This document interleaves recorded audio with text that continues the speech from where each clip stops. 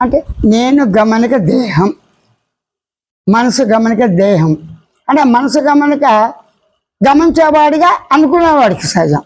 అనుకుంటున్నాను, ఏమనుకుంటున్నాను, నేను దేహాన్ని గమనిస్తున్నాను. అంటే గమనించేవాడు గమనించట్లా, నేను అనేది నేను నాది అనే భావం అనుకునేవాడు, తెలుసుకునేవాడు, గుర్తించేవాడు, మన్నం చేసేవాడు, ఆలోచించేవాడు, సంకల్పించాడు, భయం, శబ్దం, అన్ని లక్షణాలుగా ఉన్న తాను.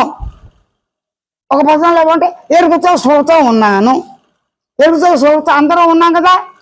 ఇది అందరూ యాక్సెప్ట్ చేస్తూ అందరూ కూడా అంగీకరించే ఇటువంటి నిర్వివాదాంశం, తర్కాలు లేవు, వ్యక్తిగత అభిప్రాయాలు కాదు. అందరూ ఎరుగుతూ ఉన్నాం, స్వతో ఉన్నాం.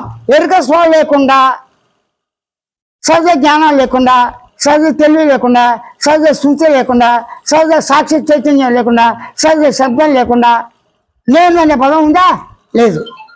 ఇప్పుడు భయాంతాలు ఎవరికి ఉన్నాయి? నేనుగా ఉన్నాయి. నేను భయాంతాలు ఎలాగ ఉన్నాయి?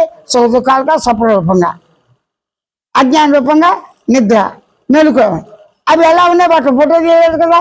అంటే నేను అనే శబ్దాన్ని, భావాన్ని గమనించి, గుర్తించి, తెలిసిన లక్ష్యాన్ని ఫోటో తీయలేం కాబట్టి, వెలుతురు చీకటి కాదు కాబట్టి, ఆకాశంతో పోల్చలేదు కాబట్టి ఎరుక ఉన్నది. ఎరుక ఎలాగుంది? దేహాన్ని గమనించాడు. ఎలాగా? ఆకాశము ప్లస్ అణువులు ప్లస్ దేహాకారము. కన్నులు గమనించాడు. ఆకాశము ప్లస్ అణువులు ప్లస్ కన్ను, రెప్పలు, వెంట్రుకలు. ఈ విధంగా దేహ నిర్మాణం ఎలా అయితే ఉందో భూమి నిర్మాణం అలాగా పంచభూతాలు, కొండలు, రాళ్ళు, రప్పలు అన్నీ కూడా అంతే. ప్రతి పదార్థము నేనున్నాను, నేను శబ్దంతో సహా ప్రతి వస్తువు పదార్థమే. పదార్థం అంటే ఏంటి? లక్షణం. నామరూపాలు క్షణ మారుతూ ఆ రూపనామాలు మారుతూ ఉంటాయి. ఏ విధంగా? చిన్నప్పుడు బాలుడు, మరి పసుపు పిల్లవాడు బాలుడు ఎవరంటే ఆ విధంగానే. అలాగే తను ఎన్నో నెల శిశువు మారుతున్నాడుగా, పెరుగుతున్నాడు. ఇవన్నీ అన్నిటికీ ఉండి చివరికి చనిపోతాయి, అంటే నాశనం అయిపోతాయి. అయితే బతుకుండగానే మనసు, నేను మనసు, నా మనసు అంతలో మనసుకు బాధ ఇస్తుంది. దేహం వల్ల కావచ్చు, మనసు వల్ల కావచ్చు, ఈ యొక్క అనుభూతులు కావచ్చు. ఈ భయం ఆందోళన తప్పించుకోవాలంటే ఏం చేయాలి? మనసుని నిగ్రహించాలి, మనసుని నాశనం చేయాలి. మనోరైతే స్థితి కావాలని శాస్త్రాలు చెప్పినాయి. నువ్వు కూడా అంటా, నా మనసు లేకుండా ఉంటే నిద్ర బాగుంది, మనసే చావాలి, మనసు రాకుండా ఉండాలి, వచ్చి పోకూడదు. అలాగే సంకల్పం వచ్చి పోకూడదు, ఆ కళ్ళు వచ్చి పోకూడదు, శాస్త్రంగా నాకు రాకూడదు, నిద్ర రాకూడదు. ఉంటే నిద్ర ఎప్పుడూ ఉండాలి, ఎప్పుడూ మంచి కలగాలి. ఏది కూడా తన అనుభవాలు నువ్వు శాసిస్తే రావు. అనుభవాలు అనుభవిస్తే సహజంగా ఉన్నాయి. నువ్వు తెలుసుకుని, గ్రహించి, గుర్తించి ఊరక ఉండటమే చాలును. ఎందుకంటే ఇక్కడ ఏంటి? స్వయం అవగాహన ప్రధానం. స్వయం అవగాహన అందరికీ సహజమే. ఒక సిద్ధాంతం, మతం, మార్గం, అర్హత అనర్హత ప్రసక్తి లేదు. అర్హత ఉంది, నిద్రపోవడానికి అర్హత ఉంది, కళ్ళగంటానికి అర్హత ఎక్కడ ఉంది, మెరుగుడ అర్హత ఉంది, ఆకలితప్పుడు గుర్తించి గమనించడానికి అర్హత ఎక్కడ ఉంది, కూర్చోవడానికి, నిల్చోవడానికి ఎక్కడ ఉంది, డ్రెస్ వేసుకోవడానికి, ఉత్తరడానికి, దేనికి లేదుగా, స్నానం లేదా.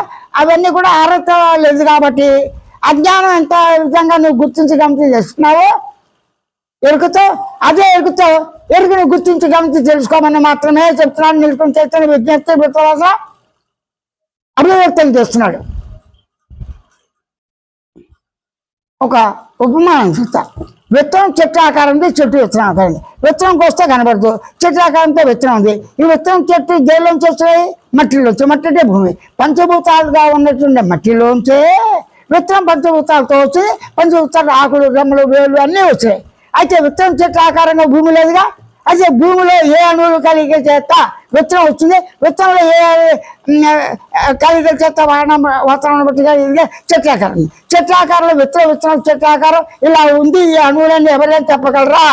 అంటే పదార్థం యొక్క ఆకారం, విత్తనాలు మాత్రం సహజము, కార్యకారణాలుగా ఏదైనా కానీ దాన్ని విమర్శించకూడదు. అలా ఉంది.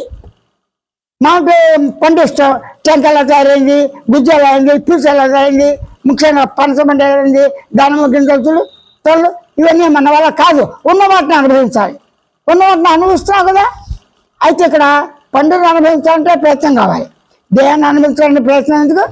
దేహం సహజ అనుభవం, రోగ నచ్చుల అనుభవం, నిద్ర సహజ అనుభవం, సుఖం దుఃఖం అన్నీ సహజమే. ఇప్పుడు సహజ అనుభవంలో ఉన్నదాన్ని ఉన్నట్టుగా గుర్తించి గమనించి తెలుసుకుంటే చాలు అని నేరుగా.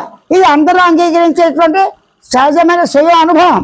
ఎరుక లేకుండా జ్ఞానం లేకుండా, శృతి లేకుండా, గమనించే సాక్షి చైతన్యం లేకుండా, శబ్దం లేకుండా, భావం లేకుండా నేను ఉన్నాను ఎవరు అంటారా? సర్వాంగీకారం. అయితే నేను ఎలా ఉంది? గమనించగా, గుర్తించగా, తెలుసుకునే లక్ష్యంతో గమనిస్తూ ఉండండి.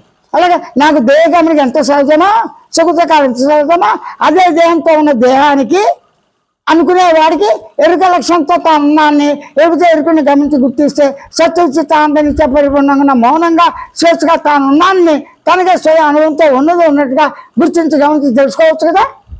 కన్నును కన్నుగా వస్తా, కన్ను లేకపోతే గుడ్డి కన్ను అని అంటే ఉందాన్ని ఉన్నట్లు అవగాహన చేశా. కాకపోతే వేరే జ్ఞానంలో ఈ కన్ను గుడ్డు లేదు, ఇంకో కన్ను పెడదాం, చేయి చేయలేదు, ఇంకోటి లేదు,